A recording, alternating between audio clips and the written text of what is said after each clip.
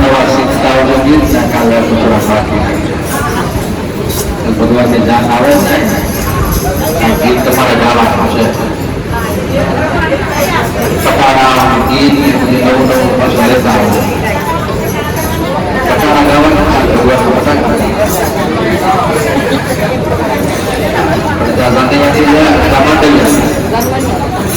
માંડવ્ય થાય ભાષા ફટાકડા આપણે ગાશું જાનમાં જે ફટાકડા ગવા ગાવું છે મારી ગાના નથી તો તમારે ફટાકડા આવતીકાલની પ્રસાદી આરતી અને બપોરની સેવા બોલો નામ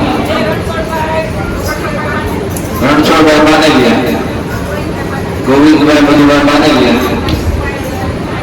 મનસુખભાઈ હરિભાઈ બાનેલિયા સૌજીભાઈ હરિભાઈ કુકડિયા આવતીકાલની આરતી પ્રસાદી અને બપોરની સેવા એની છે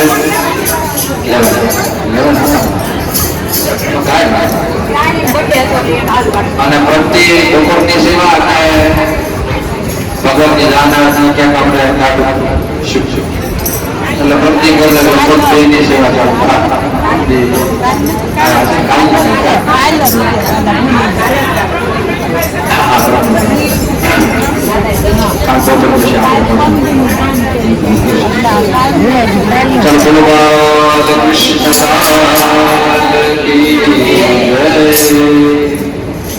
આવતીકાલે આપણે વૃક્ષપણી વિવાહ કરવાનો છે એટલે આવતીકાલે આનેરો લાભ છે એટલે બધા ધ્યાન બાબતે આવવાનું અઠાણમાંથી અનિકાકા તરફથી આવવાનું તો ગિરિરાજ ભગવાન સેવ્ય પણ પોતે બિના સેવક પણ પોતે બિના છે આજ ભગવાન સ્વયં પૂજા કરે છે નૈવેદ્ય અર્પણ કર્યું છે ભોગ લગાવ્યા છે મને અનુકૂટ કરવામાં આવ્યા છે ત્યારથી બેસતા વર્ષ જે દિવસે જ્યારે ગિરિરાજને અનુકૂળ ધરવામાં આવ્યો ત્યારે સંસારનો દરેક જીવાત્મા તૃપ્ત થયું છે એટલા માટે વર્ષની શરૂઆતમાં ભગવાનને આપણે અનુકૂળ અર્પણ કરીએ છીએ સંસારનો કોઈ જીવાત્મા ભૂખ્યો ન રહે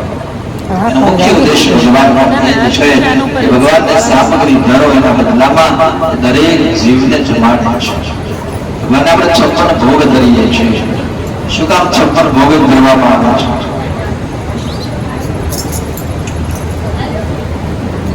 નહીં 55 કે નહીં 57 56 ભોગ જ કામ ભરવાનું ખબર છે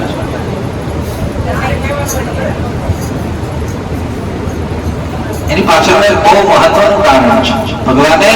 ગિરિરાજને 7 દિવસ સુધી ધારણ કર્યા છે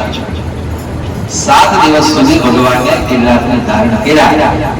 એક દિવસના પહોર 4 રાત્રિના પહોર 4 8 થાય 8 વત્તા 56 એટલા માટે ભગવાનને 56 ભોગ આપણે અર્પણ કરીએ છીએ તો દરેક પહોરનો ભગવાનનો ભોગ છે તો એવા ભગવાને બધી જ સામગ્રી ભગવાનને ધરવામાં આવી છે તો ભગવાનને શું આપો છો કેટલી સામગ્રી અર્પણ કરો છો મહત્વ નથી કેવા ભાવથી અર્પણ કરો છો એ મહત્વ અને ભગવાનને ભાવથી જમાડો પ્રેમથી જમાડો તો ભગવાન જમે પણ છે સંસારમાં જેણે ભગવાનને પ્રેમથી જમાડ્યા છે બધાના ભોજન ભગવાને ગ્રહણ કર્યા છે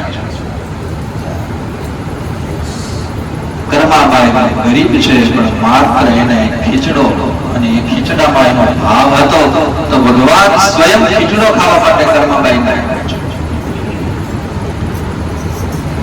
ભગવાન જયારે સાધુનું રૂપ લઈને આવ્યા એને મિલખાના પદરમાં પોતાના છોકરાના જમવાનું માગણી કરી કે આપણે કરી લીધી છે પણ ભગવાનને પોતાના છોકરાઓને ખાંડીને જમાડ્યા છે આ ભગવાન પ્રત્યેનો ભાવ છે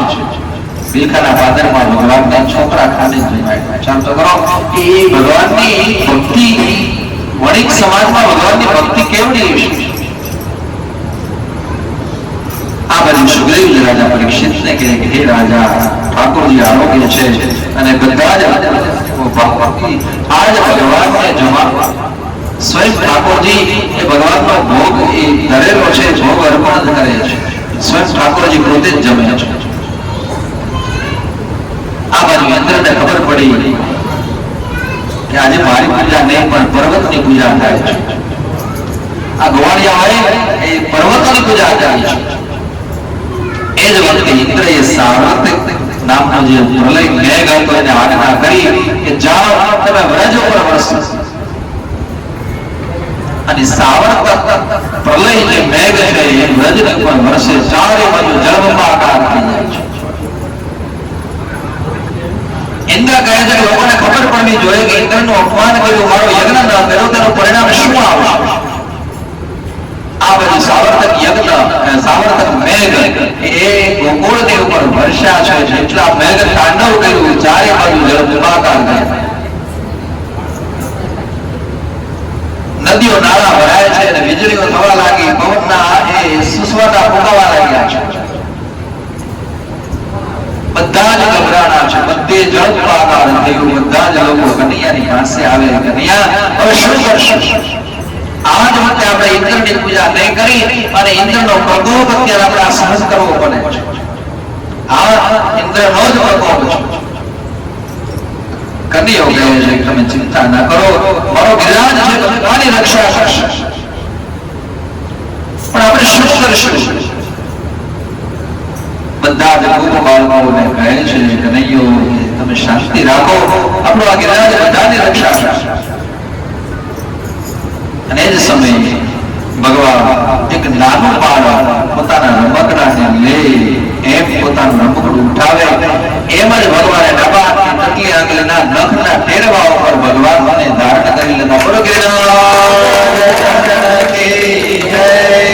ચચલી આંગળીએ